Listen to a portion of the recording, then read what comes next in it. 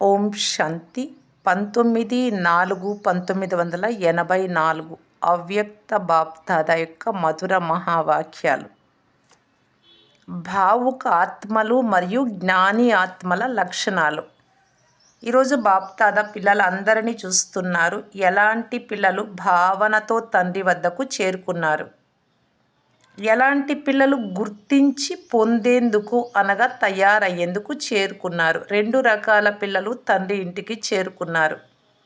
భావన ఉన్నవారు భావన యొక్క ఫలం యథాశక్తి సంతోషము, శాంతి, జ్ఞానము మరియు ప్రేమల ఫలం పొంది అందులోనే సంతోషపడతారు. భక్తి మార్గంలోని భావనకు భగవంతుడు అంటే ఇష్టం. ఇప్పుడు తండ్రి పరిచయము ద్వారా తండ్రి మరియు పరివారం పట్ల ఉన్న భావనకు తేడా ఉంది. భక్తి మార్గంలోని భావన గుడ్డి నమ్మకాల భావన, పరోక్షంగా కలుసుకునే భావన. అక్కడ ప్రత్యక్షంగా కలుసుకునేది ఉండదు. అల్పకాలిక స్వార్థ భావన.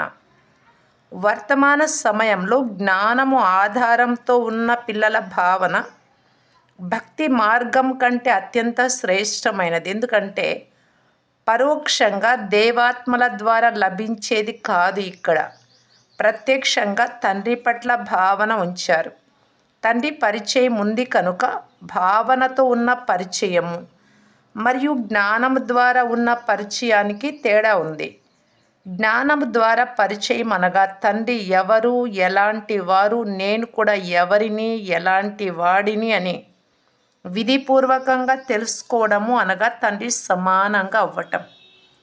తెలుసుకోవడం అయితే అందరూ తెలుసుకున్నారు, కానీ భావనాపూర్వకంగా మరియు జ్ఞానము ద్వారా విధిపూర్వకంగా ఈ తేడాను తెలుసుకోవాల్సి ఉంటుంది. కావున ఈరోజు బాప్దాదా చాలామంది పిల్లల భావనను చూస్తున్నారు. భావన ద్వారా తండ్రిని గుర్తించిన వారసత్వం అయితే ప్రాప్తి చేసుకుంటారు, కానీ సంపూర్ణ వారసత్వానికి అధికారి మరియు వారసత్వానికి అధికారి సంపూర్ణ లేదు.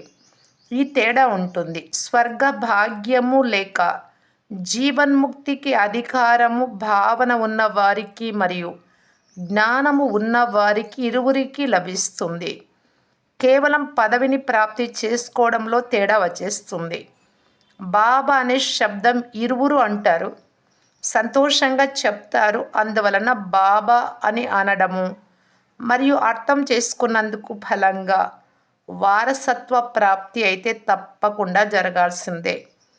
జీవన్ముక్తి అధికారానికి హక్కుదారులుగా అయితే అవుతారు, కానీ అష్టరత్నాలు, 108 విజయీ రత్నాలు, 16,000 తర్వాత 9 లక్షలు ఎంత తేడా అయిపోయింది.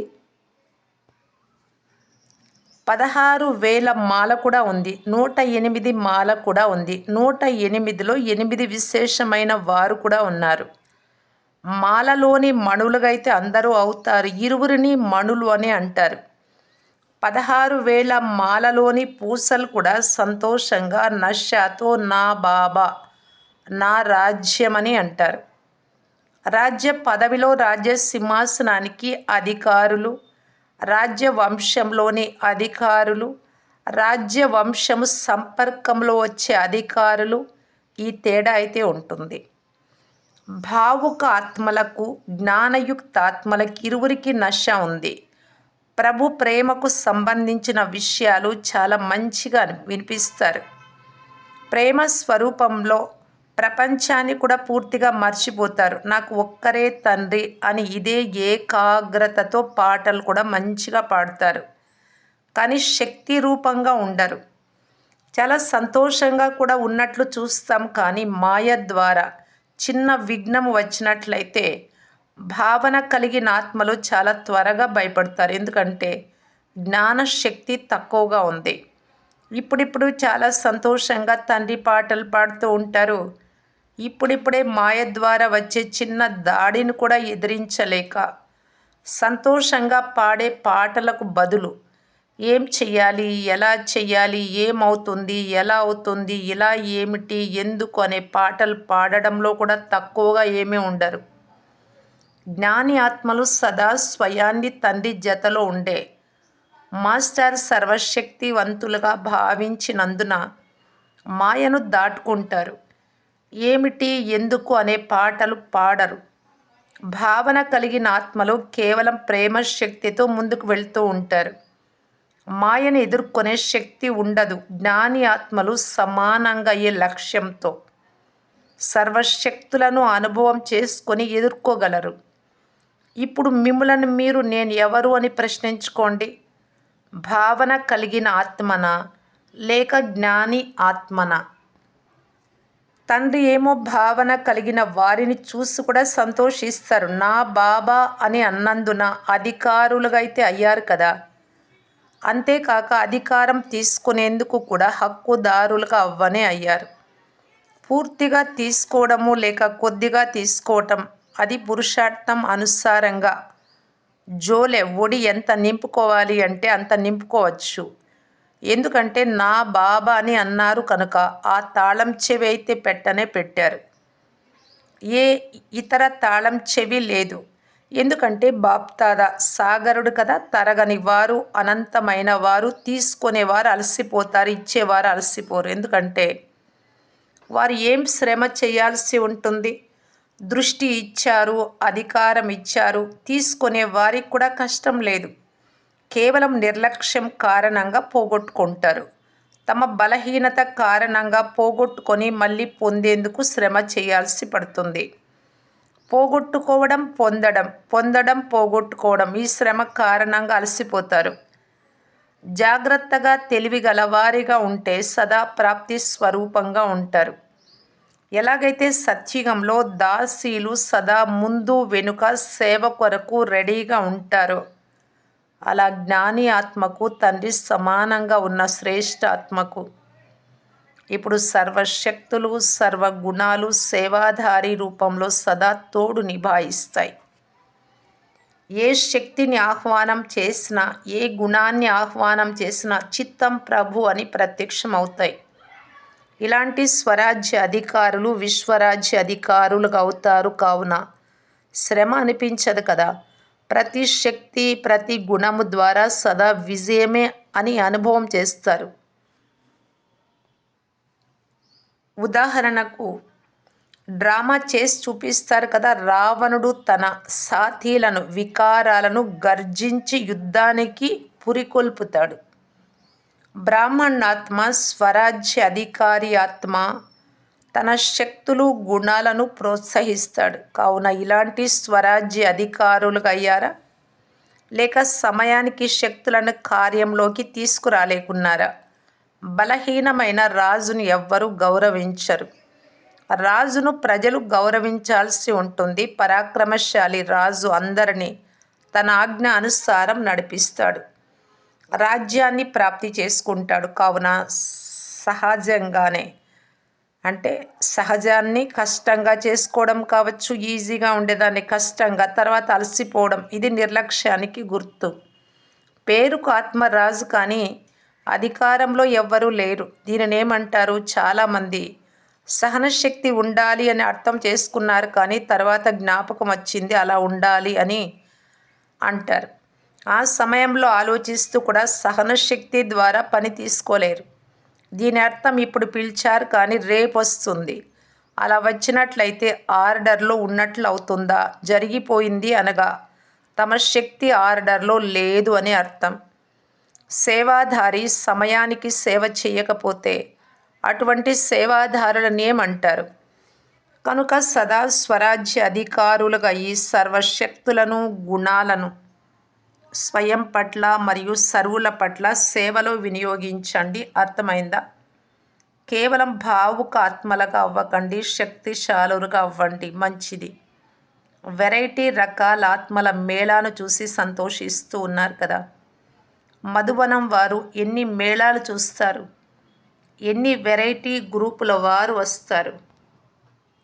బాప్దాదా కూడా వెరైటీ పుష్పగుచ్చాన్ని చూసి సంతోషిస్తారు. భలే వచ్చారు, శివుడి ఊరేగింపుకు ఉన్న గాయనాన్ని చూస్తున్నారు కదా.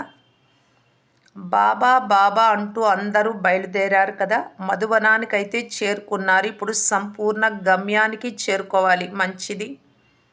సదా శ్రేష్ఠ అధికారాన్ని పొందే విజయీ ఆత్మలకు సమా సదా తమ అధికారంతో సర్వశక్తుల ద్వారా సేవ చేసే శక్తిశాలి ఆత్మలకు, సదా రాజ్య సింహాసన అధికారిగా అయ్యే అధికారి ఆత్మలకు బాప్దాదా ప్రియ స్మృతులు మరియు నమస్తే. వేరువేరు పార్టీలతో అవ్యక్త బాప్దాదా కలయిక. పంజాబ్ జోనుతో పంజాబ్ నివాసులందరూ మహావీరులుగా ఉన్నారు కదా, భయపడే వారైతే కారు కదా. ఏ విషయానికి భయం లేదు. అన్నింటికంటే పెద్ద భయము మృత్యువు. ఇప్పుడు మీరందరూ చనిపోయే ఉన్నారు. మీది మరజీవ జన్మ, బ్రాహ్మణ జన్మ, శూద్ర జన్మ నుండి మరణించారు. ఇక చనిపోయిన వారికి మరణం అంటే భయం ఎందుకు? మృత్యువుతో భయం ఎప్పుడు ఉంటుంది అంటే, ఇప్పుడు ఇది చెయ్యాలి, వీరు చేస్తే బాగుండు అని ఆలోచించినప్పుడు అది పూర్తి అవ్వకపోతే మృత్యువు అంటే భయం ఉంటుంది. మీరందరూ అన్ని పనులు పూర్తి చేసి ఎవరు రెడీగా ఉన్నారు? ఈ పాత శరీరం వదిలిపెట్టేందుకు ఎవరు రెడీగా ఉన్నారు కదా. అందువలన మీకు భయం లేదు. అంతేకాక భయభీతాత్మలు ఎవరైతే ఉన్నారో వారిని కూడా శక్తిశాలిగా తయారు చేసే వారిగా, దుఃఖం సమయంలో సుఖాన్నిచ్చే ఆత్మలుగా ఉన్నారు.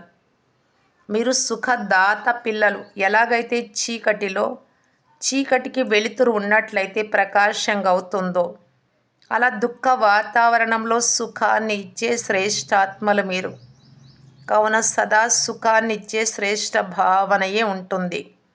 సదా సుఖం ఇవ్వాలి, శాంతి ఇవ్వాలి. శాంతి దాత పిల్లలు, శాంతి దేవతలు. కావున శాంతి దేవతలు ఎవరు? ఒంటరిగా తండ్రి ఒక్కరే కాదు, మీరందరూ కూడా. కావున శాంతిని ఇచ్చే శాంతి దేవతల్లారా, శాంతినిచ్చే కార్యం చేస్తున్నారు కదా. మీరేం సేవ చేస్తారు అని మనుషులు అడుగుతారు. కావున మీరందరూ ఇదే చెప్పండి. ఈ సమయంలో విశేషంగా ఏది అవసరమో ఆ కార్యం మేం చేస్తున్నాం. మంచిది, బట్టలు కూడా ఇస్తారు, ధాన్యం కూడా ఇస్తారు. కానీ అన్నింటికంటే అవసరమైనది శాంతి. కావున అందరికీ అవసరమైన వస్తువు ఏదైతే ఉందో అది మేమిస్తున్నాం. దీనికంటే గొప్ప సేవ ఇంకేముంది? మనస్సు శాంతిగా ఉన్నట్లయితే ధనం కూడా పనికి వస్తుంది. మనస్సు శాంతిగా లేకపోతే ధనశక్తి కూడా బాధ పెడుతుంది. ఇప్పుడు ఇలాంటి శాంతి యొక్క శక్తిశాలి అలను వ్యాపింపచేయండి. తద్వారా దేశం మొత్తంలో ఇది శాంతినిచ్చే స్థానము అని అందరూ అనుభవం చేయాలి. ఒకరు ఇంకొకరితో వినాలి. 2 గడియలైనా ఇక్కడ చాలా శాంతి లభిస్తుంది అని అనుభవం చేసుకునేందుకు రావాలి. ఈ శబ్దం వ్యాపించాలి. శాంతికి కేంద్రం ఇదే సేవాస్థానము అనే ధ్వని వ్యాపించాలి. ఎంత అశాంతి ఆత్మ అయినా కావచ్చు. ఎలాగైతే రోగి హాస్పిటల్కు చేరుకుంటారో అలా అశాంతి సమయంలో ఈ శాంతి స్థానానికి వెళ్ళాలి అని అనుకోవాలి. ఇలాంటి అలను వ్యాపింపచేయండి. ఇది ఎలా వ్యాపిస్తుంది? దీని కొరకు ఒకరిద్దరు ఆత్మలను పిలిపించి అనుభవం చేయించండి. ఒకరి నుండి ఒకరికి ఇలా వ్యాపిస్తూ ఉంటుంది. ఎవరైతే అశాంతిగా ఉన్నారో వారిని ముఖ్యంగా పిలిపించి కూడా శాంతిని అనుభవం చేయించండి. ఎవరు సంపర్కంలోకి వస్తారో మీ దగ్గరికి వారికి శాంతిని అనుభవం చేసుకోండి అని సందేశం ఇవ్వండి. పంజాబ్ వారు విశేషంగా ఈ సేవ చేయాలి. ఇప్పుడు శబ్దాన్ని బిగ్గరగా వ్యాపింపచేసేందుకు అవకాశం ఉంది. ఇప్పుడు భ్రమిస్తూ ఉన్నారు ఏదో ఒక స్థానం కావాలి అని. అది ఏ స్థానం? ఆ పరిచయం లేదు. వెతుకుతూ ఉన్నారు. ఒక స్థానం నుండి అయితే భ్రమించారు, ఇది స్థానం కాదు అని అర్థం చేసుకున్నారు. ఇలా భ్రమిస్తున్న ఆత్మలకి ఇప్పుడు సహజంగా ఆశ్రయం ఇవ్వలేరా? ఇలాంటి సేవ చేయండి. కర్ఫ్యూ ఉండొచ్చు, ఏదైనా జరగవచ్చు. సంపర్కంలోకి అయితే వస్తారు కదా. సంపర్కంలో ఉన్న వారికి అనుభవం చేయించినట్లయితే ఇలాంటి ఆత్మలు ధ్వనిని వ్యాపింపచేస్తాయి. వారికి 1-2 గంటలైనా యోగ శిబిరం చేయించండి. కొంచెం శాంతి అనుభవం చేసినా చాలా సంతోషిస్తారు. ధన్యవాదాలు తెలుపుతారు. మేం చెయ్యాల్సిందే అనే లక్ష్యం ఉంటే మార్గం కూడా లభిస్తుంది. ఈ విధంగా పేరు ప్రసిద్ధి చేసి చూపించండి. పంజాబ్ భూమి ఎంత కఠినమైనదో దానిని అంత మెత్తగా చేయగలరు. సెకండ్ గ్రూప్తో బాప్దాదా సదా స్వయాన్ని ఫరిస్తా అనగా డబల్ లైట్గా అనుభవం చేస్తున్నారా? ఈ సంగమ యుగం యొక్క అంతిమ స్వరూపం ఫరిస్తా కదా. బ్రాహ్మణ జీవితం యొక్క ప్రాప్తియే ఫరిస్తా జీవితం. ఫరిస్తాలు అనగా వారికి దేహము మరియు దేహ సంబంధాలతో సంబంధం ఉండదు. దేహము మరియు దేహ సంబంధాలు అందరితో సమాప్తి అయింది సంబంధం. లేక కొంచెం అయిందా, లేక కొంచెం అంటుకొని ఉందా? కొంచెం సూక్ష్మ తగుల్పాటు అనే తాడు ఉన్నా ఎగరలేరు, క్రిందకు వచ్చేస్తారు. అందువలన ఫరిస్తా అనగా ఏ పాత సంబంధాలు లేవు. జీవితమే క్రొత్తది అయినప్పుడు అన్నీ క్రొత్తవిగానే ఉంటాయి. సంకల్పాలు క్రొత్తవి, సంబంధాలు క్రొత్తవి, వృత్తి కొత్తది, అన్నీ కొత్తవిగానే ఉంటాయి. ఇప్పుడు పాత జీవితం స్వప్నంలో కూడా స్మృతిలోకి రాలేదు. కొంచెం దేహభ్రాంతిలోకి వచ్చినా ఎక్కడో సంబంధం ఉంటుంది, అందుకే దేహభ్రాంతిలోకి వస్తారు. సంబంధమే లేకుంటే బుద్ధి వెళ్ళలేదు. విశ్వంలో ఇంతమంది ఆత్మలు ఉన్నారు, వారితో సంబంధం లేకుంటే గుర్తుకు రారు కదా. సంబంధం ఎవరితో ఉంటే వారు గుర్తుకొస్తారు. కావున దేహభావంలోకి రావటం అనగా దేహ సంబంధం ఉంది అని అర్థం. దేహంతో ఏ కొద్దిగా ఆకర్షణ ఉన్నా ఎలా ఎగరగలరు? బరువున్న వస్తువును ఎంత పైకి విసిరినా క్రిందకే వస్తుంది.